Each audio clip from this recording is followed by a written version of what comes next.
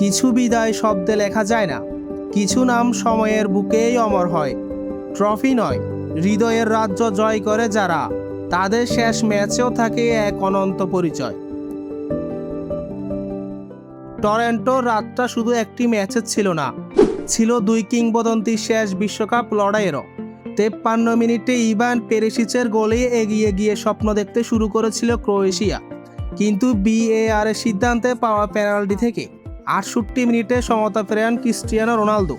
এরপর যোগ করা সময়ে 94 মিনিটে গনসালো রামোসের হেডারে 2-1 ব্যবধানে জয় নিশ্চিত করে পর্তুগাল।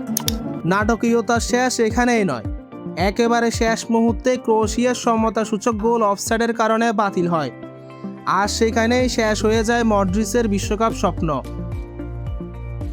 ফুটবল সবসময় ট্রফির গল্প বলে না, কখনো কখনো বলে মানুষের গল্প। আজ পর্তুগাল এগিয়ে গেল শেষ 16তে, আর রোনালদোর বিশ্বকাপ স্বপ্ন বেঁচে রইল। অন্যদিকে বিশ্বকাপকে বিদায় জানালেন লুকা মডরিচ, একজন ফুটবলার যিনি প্রমাণ করেছিলেন প্রতিভা আর অধ্যবসায় দিয়ে ছোট একটি দেশও বিশ্বকে স্বপ্ন দেখাতে পারে। হয়তো এটাই শেষ বিশ্বকাপ, কিন্তু মডরিচের নাম উচ্চারিত হবে যতদিন ফুটবল থাকবে। কিছু বিদায় চোখে জল আনে, আর কিছু বিদায় ইতিহাস হয়ে বেঁচে থাকে। তো আজকে এটুকুই, যত গ্যাঞ্জাম ক্যাচাল প্যাচাল সব নিয়ে কথা হবে কাল। আর হ্যাঁ, চ্যানেলটা সাবস্ক্রাইব করে দিও।